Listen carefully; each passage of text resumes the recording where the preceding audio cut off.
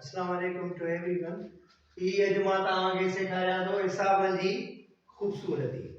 ठीकु आहे, हुन जे लाइ असां छा कंदासीं, 111 खे वजह सां तक़सीम कंदासीं, यानी कि 1 1 प्लस 1 ऐं प्लस 1 इन खे जेकॾहिं असां तक़सीम कंदासीं 111 ऐं 1 प्लस 1 प्लस 1 टे थिया, इन जो जेका वंड मिलंदी इन जी मिलंदी वंड 37 मिलंदी। अड़े तरीक़े से साॻी तरीक़े से ही 111 तो वरी असां लिखंदासीं 222, जेकॾहिं इन खे असां हीअं लिखंदासीं 2 प्लस 2 त ही थिया असां वटि 222। हिननि सभिनी जो जेको जोड़ आहे उहो घणो थींदो बाबा 36। त जेकॾहिं हिन खे असां तक़सीम कंदासीं त जवाब असांजो ईंदो 37।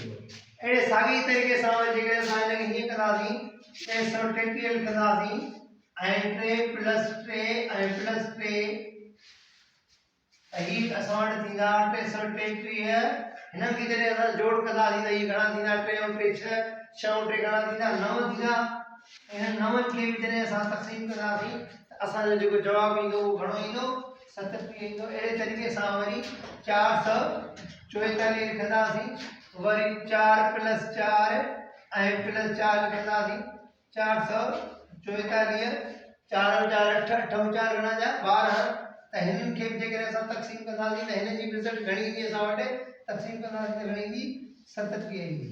अहिड़े तरीक़े सां वरी जेकॾहिं असां 555 लिखूं, 555 लिखूं ऐं 5 प्लस 5 ऐं प्लस 5 555, 5 ऐं 5 10, 10 ऐं 5 15। त इन खे बि जेकॾहिं असां तक़सीम कंदासीं त असांजी जेका रिज़ल्ट ईंदी उहा घणी ईंदी 37 ईंदी। अहिड़े तरीक़े सां वरी जेकॾहिं असां 666 लिखंदासीं ऐं वरी 6 प्लस 6 ऐं प्लस 6 666, 6 6 12, 12 6 घणा थिया 18।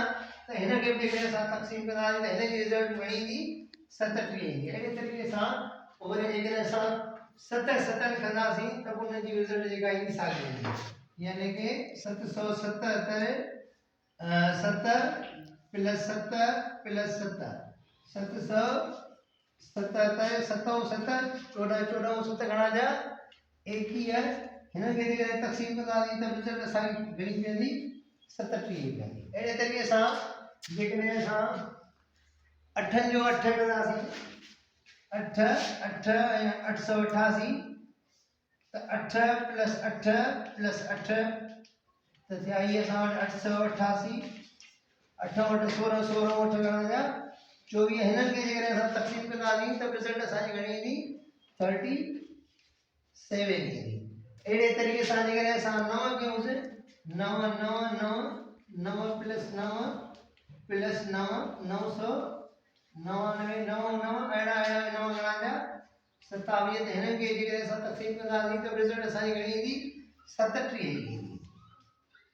The end. इहा आहे असां वटि हिसाबनि जी ख़ूबसूरती। ठीकु आहे बाबा।